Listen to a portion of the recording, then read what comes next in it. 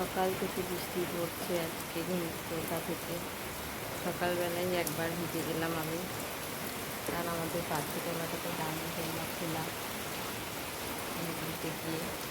আর দেখো আমার গাছের ফুলগুলো কী অবস্থা, সব বৃষ্টির জলে এগিয়ে গেছে।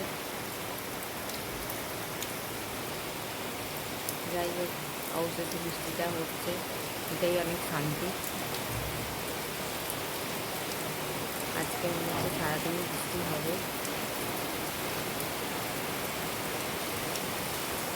বসিয়ে দিয়েছি চা, সকালবেলা উঠে চাটা খেয়ে নিই। চলে এসেছে।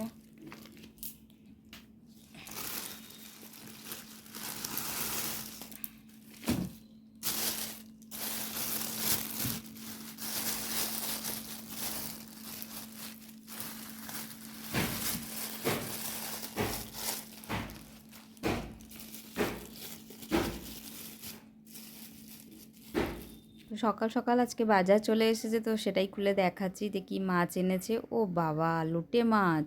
লোটে মাছ তো খুব একটা আমাদের আনে না মানে একদমই আনে না, খুব একটা বলাটা ভুল, একদমই হয় না। মানে গুনে আমি হাতে গোনা বলে দেবো যে আমার লোটে মাছ বাড়িতে কদিন হয়েছে, একদমই হয়নি। তো কারণ ও পছন্দ করে না, মানে উজ্জ্বল পছন্দ করে না। ওর নাকি শুধু খেতে নয়, ওর নাকে গন্ধটাও যখন রান্নাটা হয়, জানো তো লোটে মাছের একটা স্মেল থাকে, তো সেই গন্ধটাও ও শুধু নয়, ওর বাড়ির ফ্যামিলি নাকি পছন্দ করে না। তো তার জন্য কোনো দিন লোটে মাছটা আমাদের হয় না। তো আজকে কি মনে করেছে আমি জানি না, একটু ঝগড়াঝাটির পরের দিন তো হয়তো আমাকে এনে দিয়েছে, জানি না। দুদিন আগে একটু ঝগড়া হয়েছিল, ওর সাথে মনোমালিন্য চলছিল।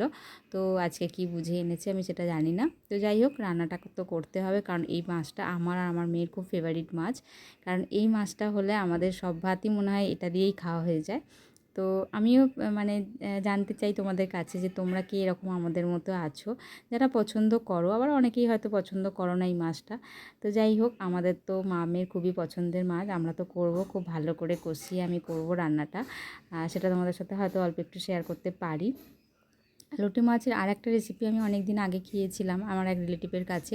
মাছটা গোটা ছিল, মানে মাছটা গোটা গোটা ঝোল, একটা মাছের, লোটে মাছের ঝোল, বেশ ভালো লেগেছিলো দেখতে। ওটা ভাবলে কেমন লাগে, গোটা কেমন হবে, কিন্তু খেতে বেশ ভালো লেগেছিলো।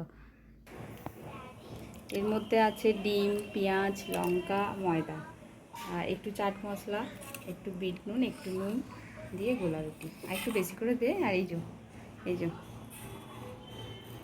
সারাদিন আমাকে রান্না করে খাওয়াই, ঠিক আছে? এই ব্যাস, আরেকটু দে, আগে ঘোরাস না, আরেকটু দে।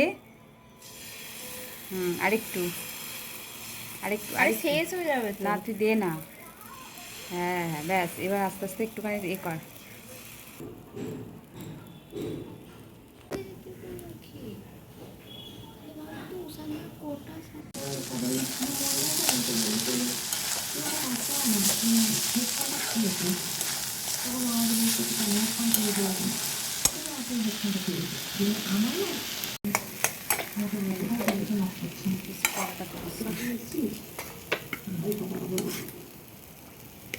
যখন এই কথাটা শুনেছিলাম আমার মনে ভাবে দিয়ে খায় না, খায় না।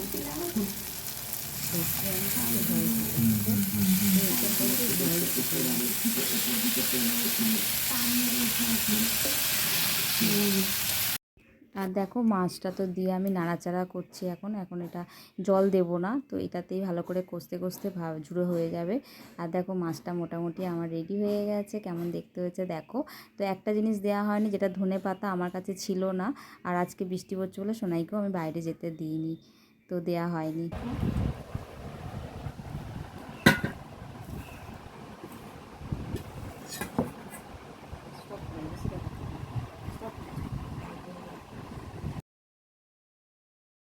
আর দেখো, একটা পুঁই শাক হয়েছে, মানে আপনা হতেই হয়ে গেছে। আমাদের মাটিটা খুবই ভালো। এখানে কি বলতো, আমি অনেক সময় আনাজ কলার জলগুলো ধুয়ে ধুয়ে ফেলি, তো এখান থেকে অনেক গাছ হয়ে যায়, টমেটো গাছ হয়। গত বছর একটা টমেটো গাছ হয়েছিল, মানে অনেকগুলো হয়েছিল চারা, ছোটো ছোটো ছোটো ছোটো। তো অনেক টমেটো হয়েছিল। আর এই দেখো পুঁইশাক গাছটা কিরম উল্টো দিকে যাচ্ছে, মানে ড্রেনের দিকে চলে যাচ্ছে। আমি পুঁইশাক গাছটা দুবার এদিকে নিয়ে আসার চেষ্টা করলাম, কিন্তু ওটা এলো না। তো মনে হয় ওটা রোদ্দুরটা ওই দিকে বলে হয়তো ওদিকেই চলে যাচ্ছে বারবার। এর মানে ওটা একটু অন্য দিক হয়ে যাচ্ছে, কারণ ও বেড়ে যত বাড়ছে তত তো পাঁচিল দিয়ে উঠবে। ওটা কি হবে আমি বুঝতে পারছি না, গাছটা কীভাবে আমি মেনটেন করব। আর এই দেখো একটা সিম গাছ উঠেছে, লেবু গাছটাকে ধরে নিয়েছে সিম গাছটা। গত বছর আমরা সিমের দানা বসিয়েছিলাম, তো সেই থেকে সিম হয়েছিল। এবছর দেখছি ওই সিমের দানা মনে হয় পড়েছিল, তো অনেক ছোটো ছোটো ছোটো ছোটো চারা হয়ে গেছে অনেক জায়গায়। অনেক সময় না ছিঁড়েও ফেলেছি আমি চারাগুলো, জানো তো। এই একটা দুটো চারা হয়েছে, সেই চারাগুলোই তোমাদের সাথে শেয়ার করছি। গাছ ভর্তি হয়েছে। তো গাছ দেখো, শিম গাছটাও বেশ বড় হয়ে গেছে অনেকটা। আর এদিকেও একটা শিম গাছ হয়েছিল, আমি একদিন বাগানটা পরিষ্কার করতে গিয়ে সেই গাছটাকে আমি ছিঁড়ে ফেলেছি। তো ছিঁড়ে ফেলেছি। এটা একটা অ্যালোভেরা গাছ। আর এখানে কি বড় একটা তুলসী গাছ, একটা না দুটো তুলসী গাছ হয়েছে বড়।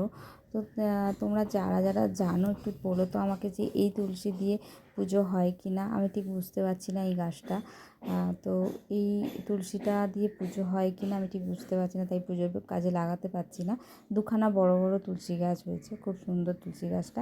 এই মঞ্জুরি পড়ে পড়েই হয়ে যায়, এগুলো আমাদের বসাতে হয় না, জানো তো, কোনো দিনই আমরা বসাইনি।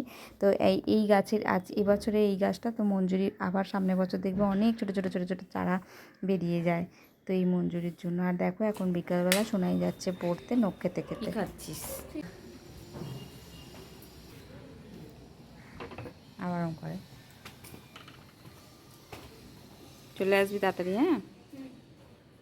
হুম।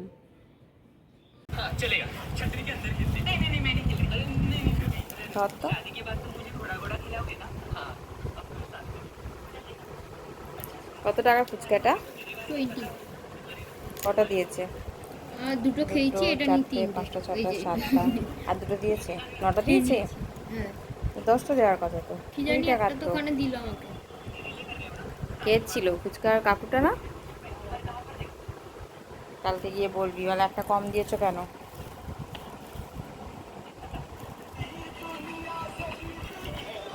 আমাকে নিষ্পাপ দেখে কম দিয়ে দিয়েছে। আমি তো নিষ্পাপ, এই তুমি দেখে। নিষ্পাপ।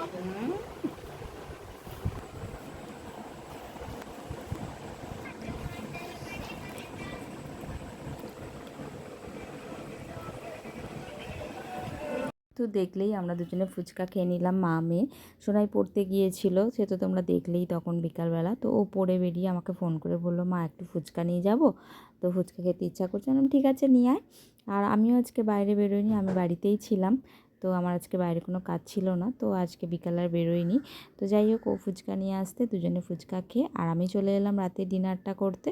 আর আটা মেখে রেখে, আর এখন আলু দেখো, পটল আলু আর টমেটো দিয়ে একটা তরকারি করে নেবো, মাখা মাখা করে, কড়াতে করে, যেটা বাটি চচ্চড়ি বলো সবাই অনেকেই। তো আমি বাটিতে করে করি না, আমি কড়াতেই করি কালো জিরে ফোড়ন দিয়ে। তো যাই হোক, এইভাবে কথা বলতে বলতে দেখো আমার তরকারিটা মোটামুটি জল দিয়ে দিলাম, তো রেডি হয়ে যাবে। আর রুটিটা একটু পরে করবো, রাতে আমরা একটু গরম গরম রুটি খেতে ভালোবাসি।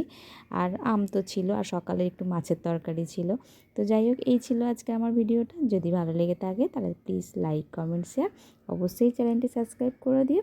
সবাই ভালো থেকো, সুস্থ থেকো। আজকের মতো এইটুকুই, টাটা।